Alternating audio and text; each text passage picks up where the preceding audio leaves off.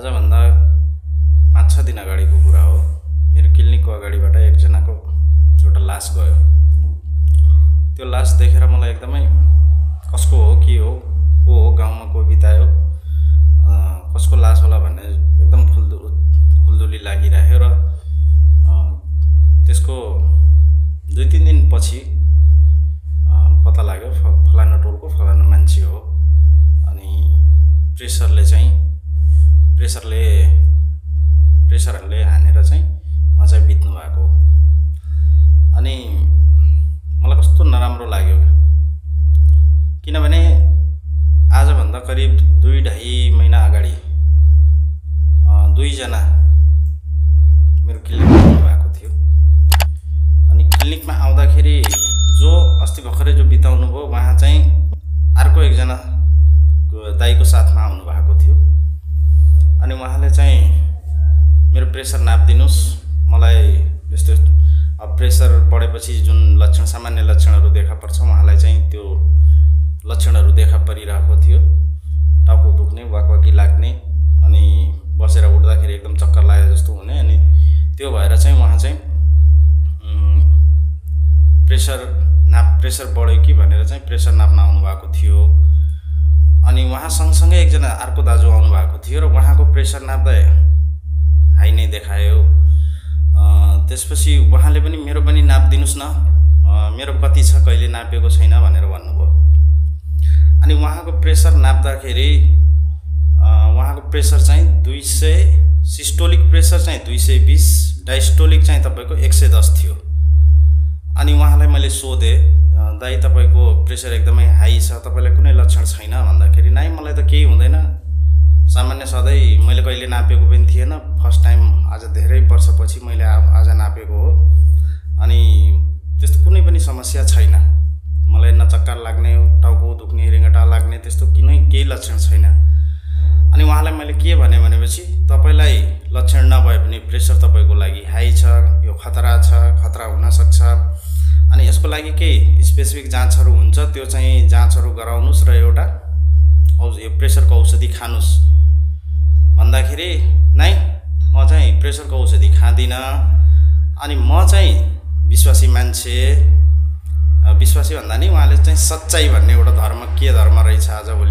अनि म चाहिँ सच्चाइ धर्म मान्ने मान्छे, हाम्रोमा त क्यान्सर पनि प्रार्थना गरेर सन्चो हुन्छ भन्ने कुरा गर्नुभयो। अनि उहाँलाई मैले धेरै सम्झाएँ बुझाएँ, धर्म कर्म आफ्नो ठाउँमा छ, प्रेसर तपाईको हाई छ, लक्षण कुनै पनि छैन, यो अचानक कति बेला तपाईलाई खतरा गर्न सक्छ भन्दाखेरि उहाँले नाइ हाम्रो त प्रार्थना गरेर सन्चो हुन्छ, म त औषधि खाँदैन। र उहाँ सँगसँगै जो अर्को दाइ आउनु भएको थियो उहाँले चाहिँ उहाँको प्रेसर हाई थियो, सिस्टोलिक चाहिँ उहाँको चाहिँ 190 अनि डायस्टोलिक चाहिँ तपाईको 100 थियो। अनि उहाँलाई मैले सम्झाएँ, दाइ तपाईको प्रेसर हाई छ, लक्षण देखाइरहेछ, र केही जाँचहरू हुन्छ, त्यो जाँचहरू गराउनुस्, अनि त्यसपछि यो औषधि चाहिँ प्रेसरको औषधि सुरु गर्नुपर्छ हजुरले भन्दाखेरि हुन्छ। र उहाँ मान्नु पनि भयो र उहाँले जाँच पनि गराउनु भयो, त्यसपछि जाँचहरू गराउनु भयो, त्यसपछि उहाँको औषधि चल्यो। औषधि चलिसकेपछि उहाँ अहिले पनि बेला बेला आइराख्नुहुन्छ प्रेसर नाप्न, प्रेसर उहाँको एकदम नर्मल छ। र उहाँले एउटा ट्याब्लेट मात्रै एमलोड 5 mg को ट्याब्लेट मात्रै खाइराख्नु भएको छ। अहिले मजाले उहाँको प्रेसर पनि नर्मल छ।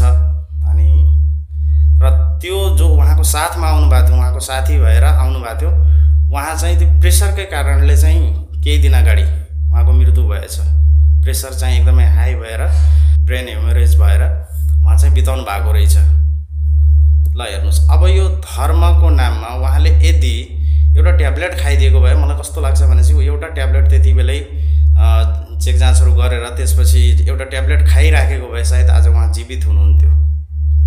यो कुन धर्मले चाहिँ भन्छ कि तपाईँले ट्याब्लेट नखानुस्, औषधि नखानुस्, तर उहाँले यही भनेर जानुभयो म औषधि खाँदैन। हाम्रो धर्ममा त प्रार्थना गरेर पनि तपाईको चाहिँ यो क्यान्सर जस्तो रोगहरू पनि सन्चो भएको छ, सन्चो हुन्छ, हामीले प्रार्थना गरेपछि हुन्छ भनेर चाहिँ उहाँ चाहिँ, त्यही भएर आज कस्तो एकदमै के नराम्रो लागिरहेको छ मलाई।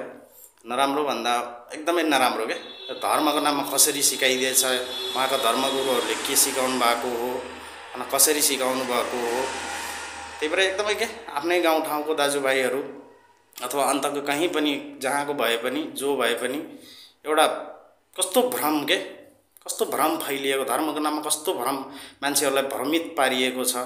अनि त्यसकारणले तपाईहरुमा के अनुरोध छ भने मेरो एउटा समय समयमा आफ्नो स्वास्थ्यको ख्याल गर्दै प्रेसरहरू सुगरहरूको समस्या छ छैन तर त्यो चाहिँ नापिराख्ने हैन।